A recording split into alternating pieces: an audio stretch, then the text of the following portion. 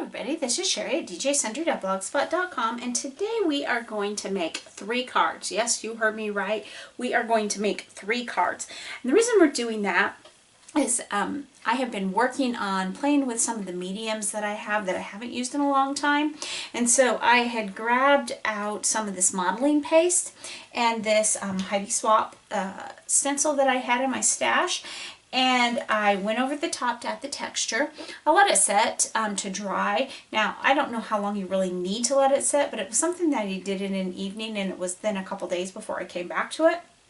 But I let it sit, and then once it was dry, I came back over with Distress inks. I used my mat here, smushed it down, layered all different colors on it.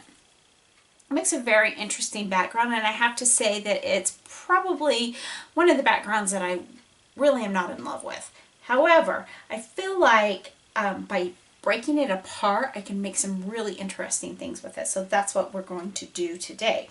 So then what I did is I took the pieces, and I'm just going to slide those aside. I went through my stash and I found some card bases that I had. I think these were from Recollections that I just had in my stash, and I had this blue one. They came together in a set, I believe, a long time ago. And I thought, wow, those colors really complement what I'm seeing in here. What easier way to put together a quick card. So I decided, okay, which one is going to go with which one best. So I got to looking at it, and I really liked how this orange one had a lot of green, but just that hint of the, I think it's Spice Marmalade, I think is the color in there. Not completely sure, because like I said, I can't remember what I had, but I felt like that was a really good compliment, so I put those together. And then by contrast, I felt like this one had just a little bit of green and blue in it, but that pop of the orange and little hints of the picked raspberry in there really kind of helped make that pop. So I thought that was perfect, which then this one, part of me, I could say, well, I took what was left. But the other thing that I noticed with this is this had just little tiny hints of blue in it, and I thought that's perfect for this card. So that just leaves this one piece, which I'm going to set aside. I'm going to save it because you never know when a little scrap like that will come in handy. But I'm going to save that, and then I'm going to set these aside, and we're going to go to our cards. So then I thought, well, I could make them all the same, but that's boring. So what am I going to do? So I'm going to start with my blue card here. And when I was cleaning my craft room, one of the things that I found was a small pile. I had 4 or 5 different items in it of items that I had ordered and then had never used. I ordered all of these from Simon Says Stamp, and that's what I'm going to use on this first one. Now I did realize I didn't pull out a sentiment stamp for this, and I don't think I have one sitting here on my desk, so I will put a sentiment on it, and then you will see it at the picture at the end of the video, so you'll have to come back and watch to the end to see what sentiment I choose on this. But I took this, and this die from Simon Says Stamp, and I actually die cut it 4 times on white cardstock. So that's what you see here, and I stack them on top of each other to give them a little bit of dimension. And so then I wanted something really light. I didn't want bright colors because I felt like there was so much bright going on, but the white was too much of a contrast. So I went in and I found my sponge sugar. I thought, well, that's kind of soft. And then peeled paint, which can be much darker, but you can also do it to be light and soft. And so I went in there, and I just kind of quickly with my little sponge guys, just quickly added a little bit of color to that white, and it's just a soft, subtle color. So all we're going to do, again, this one's super simple, and of course it'll take me probably longer to find the sentiment that I want than it will take me to actually stamp on this. But I will go back and add the sentiment later. So I'm just going to take this piece. I'm going to decide which I want at the top and which I want at the bottom. I think I want this part at the bottom because it's a little bit bolder, and I want it to kind of fade into the lighter color of the little print or the little flower that I made. So there's our first piece, right like that. And you notice I didn't leave a border around it because I wanted it to go all the way across. I just felt like putting a border, it was just a little bit too much, I felt like. So this, normally I do have borders around my bases, but for this project, none of them will have the color showing around the sides. So again, I ran these through my Xyron, and we are just going to set those to simply come out across the top of that card. And then when I'm all done, I'll go back in and I'll add a sentiment, probably right over here. And it will be, I will do it in archival ink so that it's good and dark, and it'll give a little bit of a pop. And so that is going to be it for that card. So I told you it was 3 cards, but they are simple. So then I moved on to something different for the next one. So in that same little stash that I found, and there's nothing here, but there you go. I found this stamp set and the matching die cut that I also purchased at the same time. I thought it was super fun because one of my goals for this year was to send out at least 20 handwritten letters. Now it's June and I haven't sent any, but we'll substitute some cards. And this I thought was really cute because it says, I'm not just a card, I'm a hug with a fold in it. So it had 2 different hellos, 2 different paper hugs, and then the dies had 2 different paper hugs.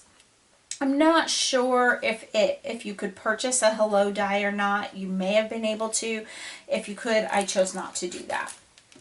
So I'm just going to set those aside because we're going to use those on both of these cards. So the first one we're going to work on is this peachy kind of spice marmalade-ish one. And I already did the die cutting because this one's just going to be a die cut. So I took a piece of white cardstock, just plain white cardstock, and I used the first die, the kind of the border die, and then I took the same Pill Paint Distress ink, inked it up so it would be a good match to everything, and then I cut a second one in black for the paper hug. Now I felt like I needed black in there in a different spot. So what I did is I cut a piece of black cardstock just about 1/4 of an inch. So instead of being 4 1/4 by 1 inch and a quarter, I put it 4 1/4 by 1.5 inches so that I could put that little bit of a border on the top. Now you see some overhang here, and we'll fix that because I don't want overhang side to side. I just want the overhang top to bottom.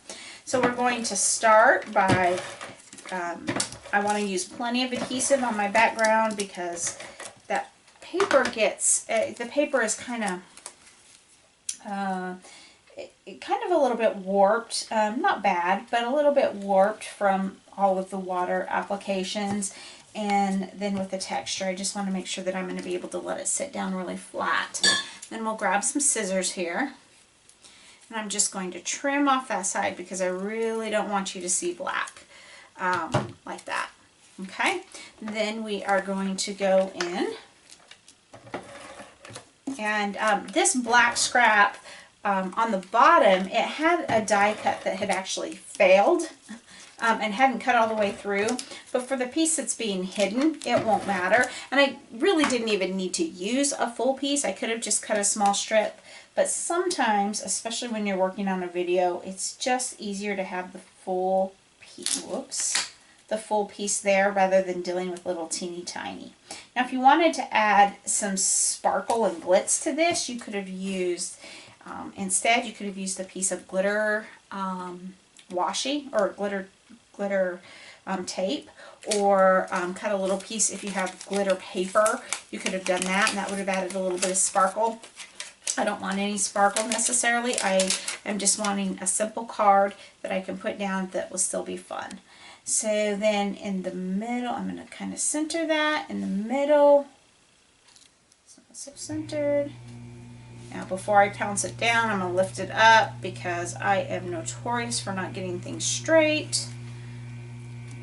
And at the same time, I don't want to use a ruler, so there we have it. Now I actually really like the way that one turned out. It just has a pop.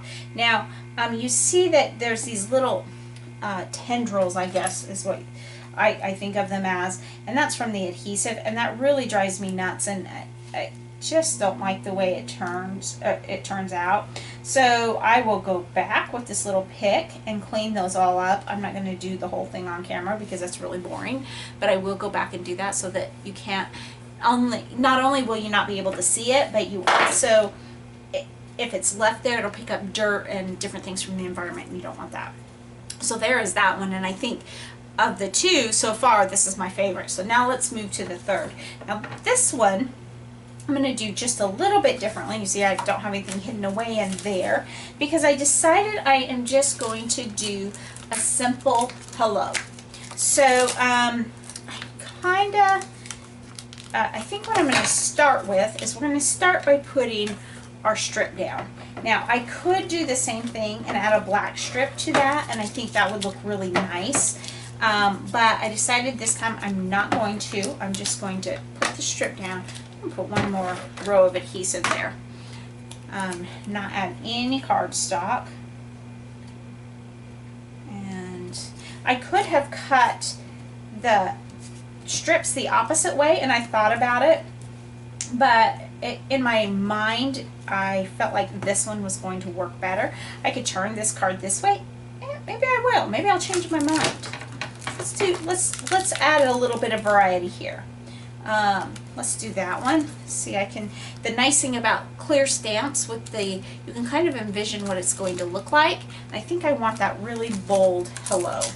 So because it is bold, what I am going to start with is I'm going to pull out my stamp platform because I know for two reasons. First of all, it's going to be black, and I want it to be really a clean, nice black. So that's one reason.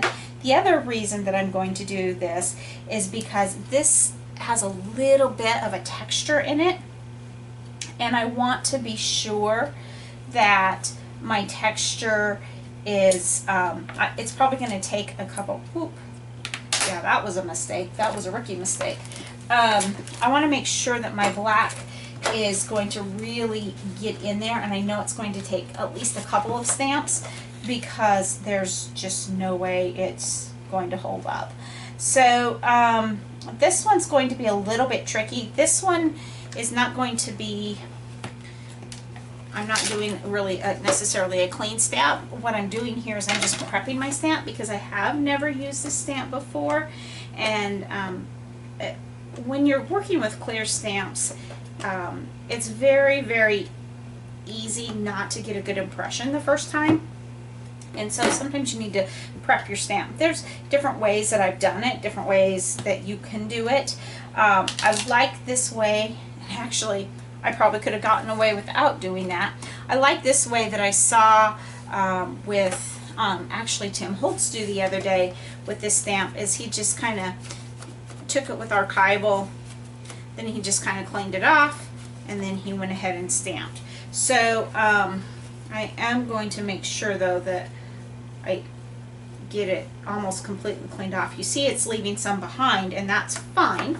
It's not going to ruin the stamp, and it'll give me a better, cleaner surface for in the future. But I am going to just make sure that I don't have any debris back on that, hanging out on it. Okay, so we're good there. Now, this is going to be a little bit tricky because that stamp is still wet, but that's okay. This is not how you do it. You prep your stamp before you